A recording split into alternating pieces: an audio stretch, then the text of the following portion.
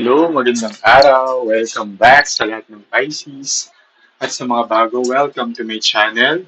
Ako nga pala si Mystico Moreno, or in short, Mismo. At dito sa aking channel, we will manifest the love.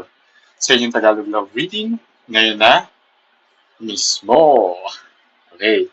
So, ang gagawin natin today ay ang inyong weekly love reading para sa March 9 to 15. Okay? So, simulan na natin.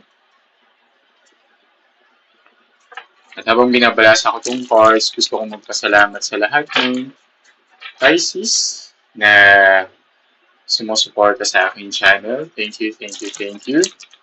At sa mga bago, sana supportahan niyo rin ang aking channel by subscribing and by liking this video para matulungan yung mag-grow ng aking channel para makagawa pa ako ng maraming love reading para sa inyo. Okay?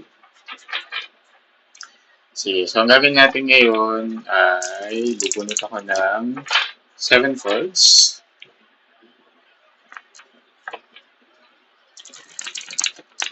And interpret natin siya tapos i-detalye ko dun sa isa pang deck. Okay? So, anong kaganapan sa inyong love life ngayong linggo? Okay? So, 7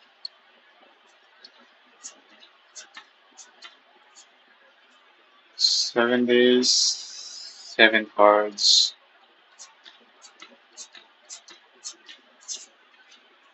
And 7 cards. 5 of Cups, 6 of Wands. The Judgment. Ace of Swords. The High Priestess.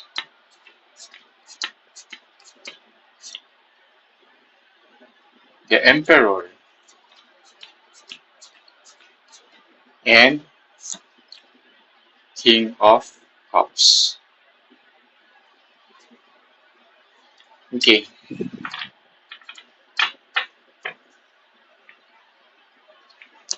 Bottom of the deck, the Devil. Ooh.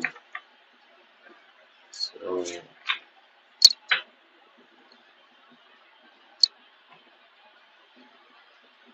may manipulation. Medyo hindi nakita. Okay, sige, interpret natin. So first, there's a strong energy of Scorpio, Cancer, and Aries. So pwedeng yun yung signs ng person ninyo. Doesn't have to. Yun lang yung strong energy na masasagap sa reading na ito. Okay? So pwedeng other signs pa rin naman. Okay, sige. Interpretan natin. So for this week, yeah. At the moment, parang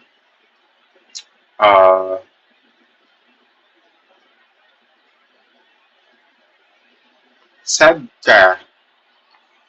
Sad ka because of, alam mo yun, hindi ka na-recognize. Alam mo yun, parang you feel na hindi ka appreciated ng person mo. Okay?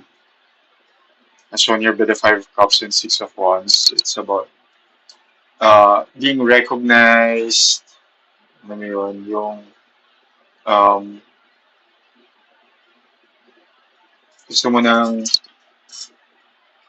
maayos na relationship, pero alam mo yun, parang hindi siya reciprocate din ng as you expect, as you want it, di ba? So, ayun. And as seen here by the judgment, this person naman will realize yung ginagawa niya. Okay? And this person will try to make up for it. Babawi siya sa'yo. Sisingilin siya ng sorry na underappreciated ka niya. And magkakaroon ng ng second chance naman. Okay, as shown here by the Ace of Swords, there's a fresh start for you and your person.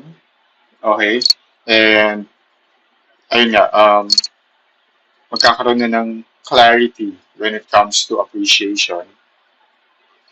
And as shown here by the High Priestess and Emperor, um, there will be a deeper connection kasi nga, ayun, na-realize ng tao na to na hindi kanya pala na-appreciate ng tama. Baka sa nakaraan, kala niya, napapakita niya appreciation niya, pero dahil hindi mo nga nafe-feel, so babawi siya sa'yo, and itong senior by the High Priestess and the Emperor is, yeah, there will be a deeper connection, more stable connection, and as shown here by the King of Cups is same, there will be a more secure relationship. And so, tignan natin yung details pa dito. Under unappreciated ka in what aspect? Tignan natin. Sige. Okay, so habang binabasa ko to, gusto kong i-remind that this is a collective reading, okay? So it may or may not resonate sa inyo. Kung hindi siya nag-resonate, huwag natin pilitin, just leave it behind. Ibig sabihin, hindi ko lang nasagot yung energy ninyo sa reading na to. So abangan nyo na lang yung mga susunod ko pang reading or panoorin nyo yung mga past videos na pinost ko. Baka isa din mag-resonate sa inyo. Okay? Kaya subscribe na para updated kayo sa mga ipopost ko pang love reading na hopefully mag-resonate na sa inyo. Okay? Sige.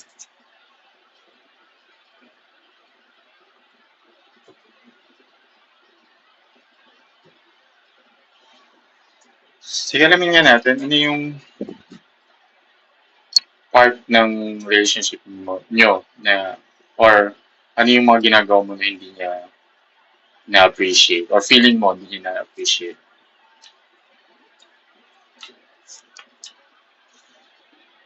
Okay.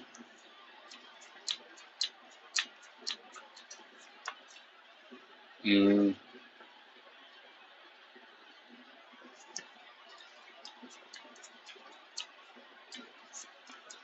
And ano yung magiging action niya?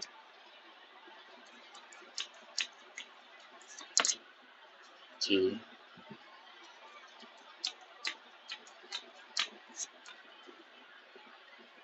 So, Five of Swords, the Tower, Six of Wands, Four of Coins, King of Cups. Alam mo ba ulit yung King of Cups? And Seven of Coins.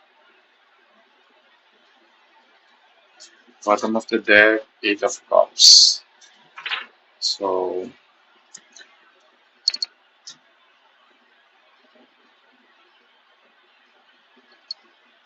okay. So, yung parang tingnan mo, nag-ano lang din dito eh, nag-resonate lang ulit sa second level na yung Five of Cups have the same energy as Five of Swords we're in.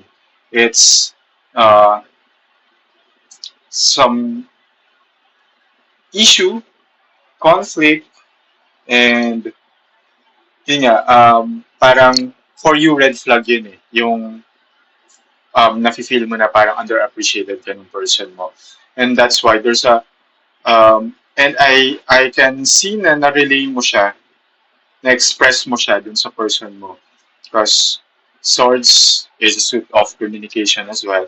So, um, na-express mo yung uh, being underappreciated sa mga ginagawa mo sa kanya siguro on how you express love. May kanya-kanya tayong love languages. So, pwedeng love language mo ay touch, gift, words, service, time, and whatever alin man dun yung ine-express mong love language, nafe-feel mo na hindi siya na-appreciate. That's why na-express mo siya and that's why there's a shift now when it comes to how your person shows appreciation na. Okay?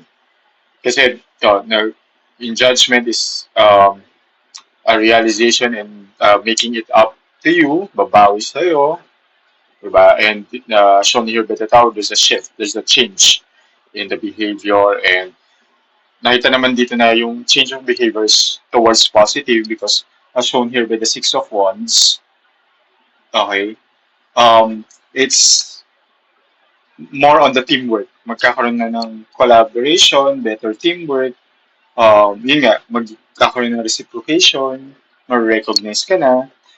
Tingnan mo, yung Six of Wands dito, so lumabas na. So mag-shift na siya to yung dating issue mo na Six of Wands is mare-resolve na siya. Mag-shift siya into something positive. And shown here by the Four of Coins, okay, na yung though syempre parang maninibago ka kasi nga from underappreciated ngayon magiging um, appreciated ka na. So, mafe-feel mo na yung appreciation. Pero, magkakaroon na rin siyempre parang maninibago ka dun sa feeling na yun. Kasi sa Four of Wands is more on parang yung vulnerability ba? Parang biglang ilag ka na maging uh, too vulnerable dun sa behavior, bagong behavior. But, it's alright. As shown here also, tingin mo, nag-resonate lang ulit, nag-double confirm lang yung King of Cups that there will be stability and security now in the relationship. And as shown by the Seven of Coins, there will be growth na. Medyo slow. Siyempre, kakashift pa lang sa new, di ba, phase of the relationship. So, hindi naman siya agad-agad na parang, woo, ito na yon, di ba? So, shown here by the Seven of Coins, there will be growth when it comes to this appreciation. Pero slowly but surely. Parang ganun. Okay? So, huwag mag-alala. Everything will be alright. Okay? As shown here naman sa reading ninyo. So, it's still a good reading. And, bago ko i-end yung reading, let's see, ano ba yung advice ni universe sa inyo when it comes to this connection.